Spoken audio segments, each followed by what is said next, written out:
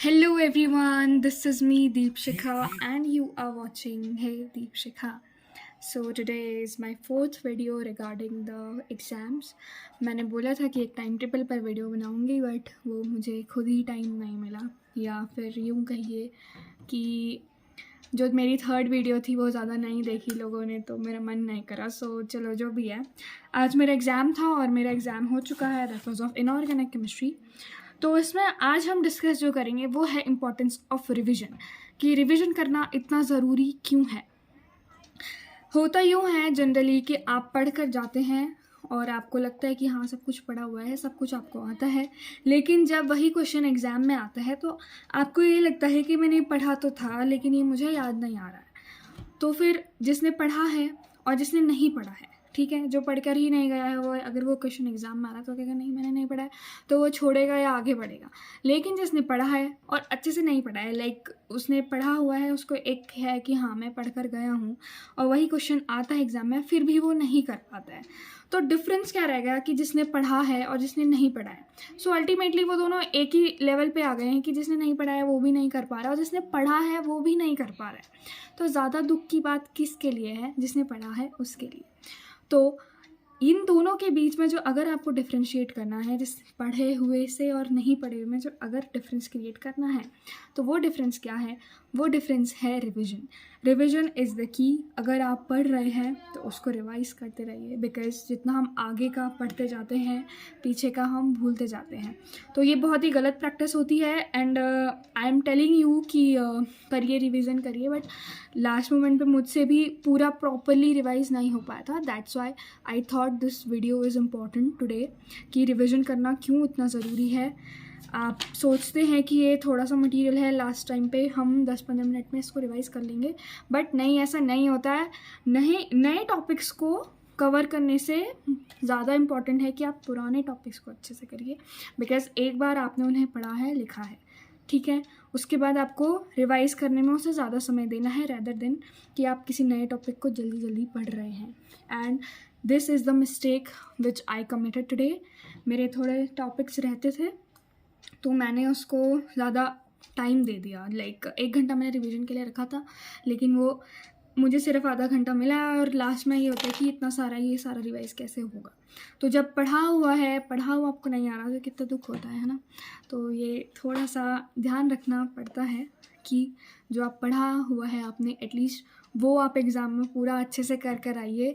जो नहीं करा है, अगर कोई नया टॉपिक रहता है स्टार्टिंग से करना है तो उसको छोड़ दीजिए एंड मोमेंट पर, ठीक है, उसको शुरू करने की ज़रूरत नहीं है, बिकॉज़ वो समझ में नहीं आएगा और आपका टाइम बहुत ज़्यादा वेस्ट हो रहा है उसको करने में। तो आप जो आपके पास है नोट्स हैं, जो आपको आता है, थोड़ा सा उसमें रहता है कि एक बार फिर से मैं एक झलक देख लूँ, तो वो आप देख लीजिए एग्ज़ाम में जाने से पहले। और एक इम्पॉर्टेंट पॉइंट मैं बताना चाहती हूँ, एग्ज़ाम में हमेशा दो चीज़ें बहुत एसेंशियल हैं। वो हैं, फर्स्ट इज़ वॉच हमेशा कैरी करिए अपने एग्ज़ाम में। Second is the water bottle. I don't know why students don't carry water bottle. मैंने देखा कई सारे डेस्क पे किसी पे के पास भी वाटर बॉटल नहीं थी, मेरे पास थी। मतलब you have to carry your water bottle and your watch with you, ठीक है, ये 2 एसेंशियल्स हैं, ठीक है। तो ये हो गया importance of revision. So next time आपका अगर एग्ज़ाम है तो आप अच्छे से रिवाइज करिए। एक अच्छी ट्रिक इसमें ये है कि जब आप पढ़ रहे हैं पूरा टॉपिक अगर हो जाए, जैसे MOT एक टॉपिक है, तो अगर आप उसने पूरा कर लिया, वो हो चुका है आपके हिसाब से, तो जब वो हो गया है उसी के बाद एक बार उसे फिर से पढ़ लीजिए, ठीक है। जब दूसरा टॉपिक होता है तो उसको पढ़ लीजिए, 3 टॉपिक होते हैं तो तीनों को पढ़ लीजिए एक बार। तो ये अच्छा तरीका है और एक बार एग्ज़ाम में जाने से रिवाइज करके ज़रूर जाइए। जो आपको आता है वो जल्दी से एग्ज़ाम में आपको क्लिक करेगा। टाइम जो वेस्ट होता है वहाँ सोचने में, वो टाइम वेस्टेज आपकी कम होगी और आप अच्छा लिख पाएंगे। ज़्यादा समय रहता है तो आप कॉन्फिडेंट फील करते हैं एग्ज़ाम में। ये दिमाग में जो होता है नहीं था, ये नहीं होगा आपके साथ और आप अच्छा स्कोर कर पाएंगे। So this was the importance of revision. और हल्का सा मैं केमिस्ट्री स्टूडेंट्स के लिए जो आज का एग्ज़ाम था SSD university MSc chemistry second same का, वो मैं एक बार रिव्यू, मतलब आज का क्वेश्चन पेपर के बारे में थोड़ा सा बता देती हूँ। जिनको हो गया है वो जा सकते हैं, बाकी जिसको एग्ज़ाम का रिव्यू भी चाहिए वो वीडियो को एंड तक देखिए, ठीक है। तो शॉर्ट आंसर क्वेश्चंस में आए हैं, मतलब आए हैं 8 क्वेश्चंस, उनमें से आपको करने होते हैं 5, ठीक है। तो इस पहला क्वेश्चन है draw MOT diagram of pi bonded tetrahedral complex and explain. ये लिखा हुआ था सिलेबस में बहुत क्लियरली, ये टॉपिक मैंने कवर नहीं किया था, so I left this question. इसमें है discuss the splitting of F and G term under octahedral and tetrahedral field. ये मतलब मेरे हिसाब से क्लियरली नहीं लिखा हुआ था, लाइक कि जैसे आपको लिखा रहता है कि एमओटी में पाई बॉन्डिंग का बताइए, ये क्लियरली लिखा है, but it was not clearly written this statement that splitting pattern of F और जी टर्म अंडर ऑक्टाहेड्रल, मतलब ऐसा एफ और जी का स्प्लिटिंग बताइए, ऐसा सिलेबस में नहीं लिखा है। It was a sub topic under a major topic, okay, so I left this also, this was optional, मतलब और भी रहते हैं। State JTD effect, explain with suitable examples. It was also not mentioned clearly in the exams. It was under the मतलब major topic CFT के उसमें अंदर आता है, तो मैंने नहीं पढ़ा था ये, so I left this. The third question was write a note on substitution reaction in square planar complexes. It was clearly written, so I did this.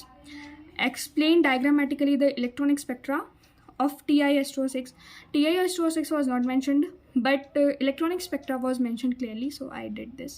Explain crossovers with examples. I don't know, मतलब मेरे को एक confusion है कि ये spin crossover या crossover same है, मतलब I have to ask this. So I did this, हाँ ये मैंने किया। Annihilation reaction और उसकी mechanism, मतलब mechanism का मेरे को sure बहुत ज़्यादा नहीं है, but annihilation reaction was mentioned clearly. हाँ, mechanism was not written there, सिर्फ annihilation reactions लिखा हुआ है यहाँ पे, और मैकेनिज्म इसका तो मतलब एनेशन रिएक्शन क्लियरली लिखा हुआ, मैकेनिज्म नॉट रिटन, बट फिर भी ये आया है। आई did this also. Right a note on spectrochemical series, clearly नहीं लिखा हुआ है ये उसमें सिलेबस में, but it was a sub topic कि लाइक CFT में स्पेक्ट्रोकेमिकल सीरीज इंट्रोड्यूस हो जाती है, ठीक है। Polarisation theory of trans effect, trans effect लिखा हुआ है clearly, and it was not mention कि थ्योरीज भी देनी है, तो मतलब उसके अंदर आता है ये टॉपिक भी, ठीक है। Right a note on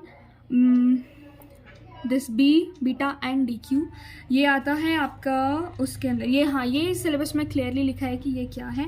and also it was not mention in the syllabus that these are the applications of what,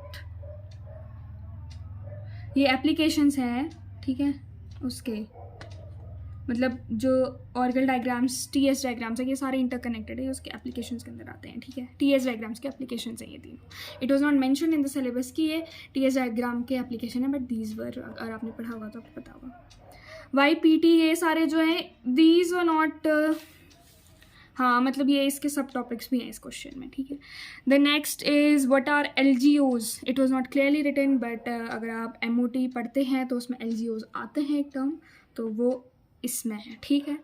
next is differentiate between spin forbidden and spin allowed transition and DD absorption spectrum. This was also not mentioned clearly, एक statement नहीं लिखा गया था, but it comes under sub topic, ठीक है।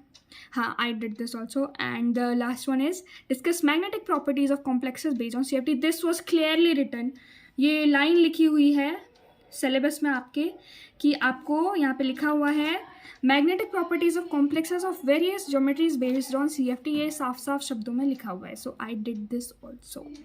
The next is section B, long answer questions. The next first one is, इसमें 5 में से 3 करने होता है आपको। Explain TS diagrams, suitable diagram for, ये क्लियरली मेंशन था, ये मैंने किया है। इलेक्ट्रॉनिक स्पेक्ट्रा ऑफ COF639-, मतलब ये दोनों में से दोनों करने थे, तो ये मुझे सही से नहीं आता था, बट मुझे करना पड़ा ये फिर भी। 10th क्वेश्चन आई लेफ्ट पाई, क्योंकि ये पाई बॉन्डिंग से था तो ये मुझे नहीं आता था। Stereo chemistry of the intermediate मुझे आता था, बट ये उसमें था, 2 एक साथ करने थे तो मैंने नहीं किया। लिमिटेशंस ऑफ CFT, ये क्लियरली लिखा था क्वेश्चन, मतलब सिलेबस में सी लिमिटेशंस ऑफ CFT, ये साफ साफ लिखा था, सो आई डिड दिस। इसका सब पार्ट भी है, वो भी साफ साफ लिखा हुआ था, लाइक MOT बतानी है आपको octahedral metal complete, this was also written very clearly, okay. And next is 12th question, lability metal complex. This was not mentioned clearly, but I did, फिर भी मतलब उसके अंदर आता है ये टॉपिक। अब है charge transfer spectra, this was clearly mentioned and yes I did this also. फिर है hydrolysis, acid hydrolysis and mechanism, उसके मैकेनिज्म लिखी हुई थी बट ये कंडीशंस नहीं लिखी हुई थी, तो ये सब टॉपिक में फिर से आता है, ठीक है। And I left this also, okay. तो हो गए हैं, मेरे क्वेश्चन पेपर हो चुका है, इतने क्वेश्चंस थे। So this was the review about the inorganic chemistry. This was the first paper. अगला पेपर है 21 अगस्त को, तो तब तक आप पढ़ते रहिए। और एक एडवाइस और है कि पहले जैसे आप पढ़ते थे कि सिर्फ हेडिंग्स पढ़ लिया, सब टॉपिक्स उतना इम्पोर्टेंटली नहीं पढ़ते थे और पूछा भी नहीं जाता था एग्ज़ाम में। लेकिन अब ये हो रहा है कि जो सब टॉपिक्स हैं ये पूछे जा रहे हैं, आपको पूरा पढ़ना पड़ेगा A to Z, हर चीज़ उसकी, उससे भी क्वेश्चंस पूछे जा रहे हैं।